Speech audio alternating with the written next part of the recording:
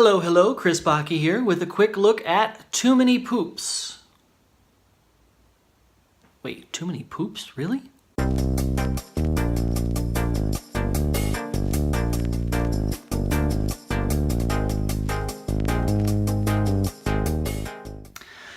Okay, so this is Too Many Poops. This is a fast-paced strategy game for 2 to 6 players, 7 and up, 25 minutes at most.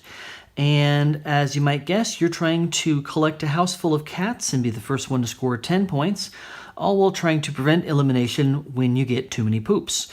Also, not every cat gets along with every other cat. The more cats you have, the harder it gets to manage to do anything. And yeah, so you want to get the most points before you get 10 poops. The print and play version comes with these character cards here and a litter box card, which you would move your character up, down, or whatever, and then when you flip it over, you just get to 6 and so on, and then you get to too many.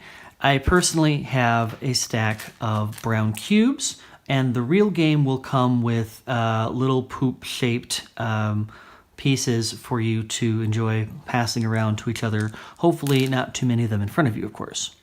So there are 6 colors you'll see in the game, along with the special rainbow color. Each color is part of how you'll score points. The more you have of a kind, the more points you'll score. Just as a quick look at some of the cats, this is Snarf. He's a red cat, and his rival there is PETA. So if Snarf and PETA are in the same house, then both of those cards will get flipped over like this to show their angry face. Just as some other examples, we've got JPEG, rival of Rigby. We've got Fiat, rival of Winnie. We've got PETA, rival of Snarf. We've got Cannoli, rival of Biscuit. We've got Jansen, rival of Charlie. And we've got Sophia, a rainbow card that can be used to help score points for any set you might have. The other main kind of card in the game are these action cards, which will let you do the most obvious thing on the card. So this says donate, move a cat from any pet store into any home. Lure, move a cat from any home into the wild or vice versa. Regift, move any modifier card and play to another home. Swap a cat from any home with one in any other home. Scoop, remove 2 litter poops from your litter box. The litter bot, which is a modifier card, and removes 1 poop from your litter box per turn. And these kind of cards stay in play, which is great. And then, of course, you have the Nope reaction card. So if someone is doing something you don't like, you can put down your Nope card and make that action go away. So we're all set up for a 3-player game now. We've got player 1 on the left here. We've got player 2 on the top, and then player 3 on the right. Each player gets 3 action cards and 2 cat cards. You'll see the 2 and the 3, the 2 and the 3. And this is your own home here, basically. In the middle, you've got the pet store, which consists of the 3 action cards and the 3 cat cards. And then there's an area just south of it that's called the wild. And this is basically where you might play cards to try and lure cats into this area during the game. On your turn, you'll do 4 things. You'll draw up to a hand of 6, and if you don't have a card in your hand, you must draw 1. When you draw cards, you can draw from either the top of the deck or one of the open rows that you see here. After that, you must play 1 cat, and then you can play or discard up to 2 modifier action cards. So play 1 cat and then play 2 of the action cards here. And you can play the cats on anyone. You don't have to play them on yourself. They can also be released into the wild. Once an item modifier is played into someone's home, your home or someone else's, it stays there for the rest of the game. Next, you'll get poops added to your litter box, 1 for each cat in your home. And then you'll score some points. And basically the points are counted as if you have 1 of a kind, you score 1 point.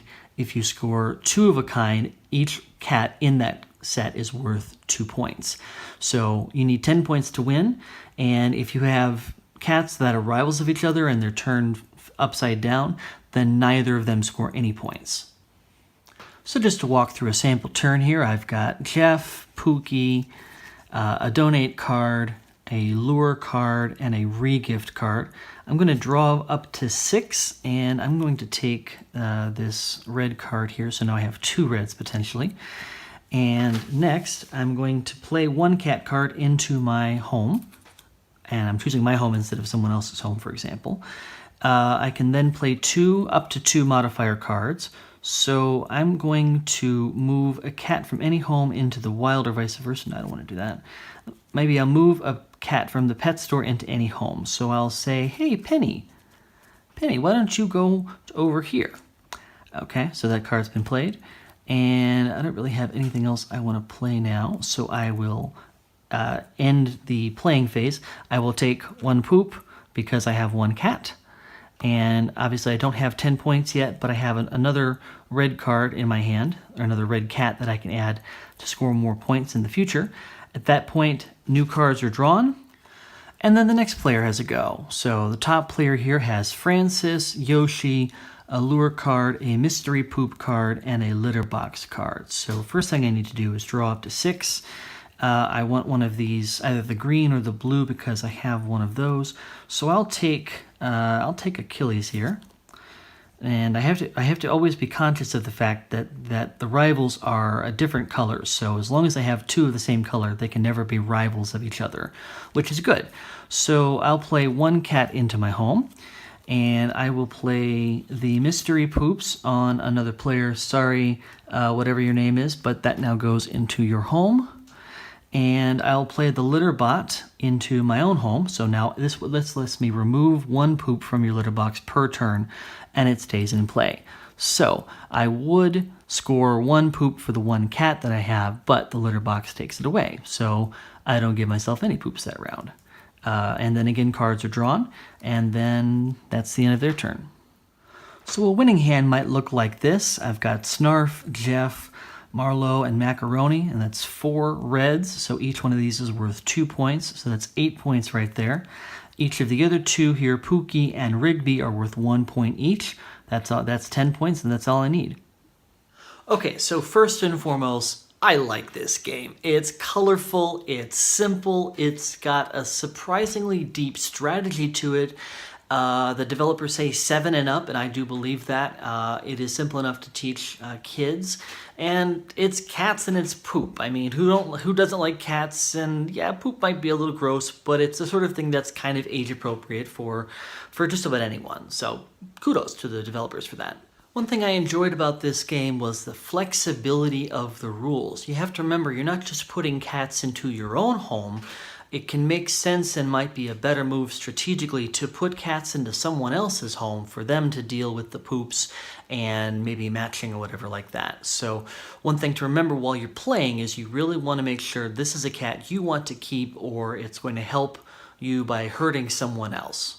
As another question that comes up frequently, especially with cards that have lots of colors on them, is how do they deal with color blindness? And I'm happy to say that this game has done something really clever with their graphic design to make sure that it's colorblind friendly. So as an example, all the red cards have the same little pattern here, the 3 little stripes at the top of the face.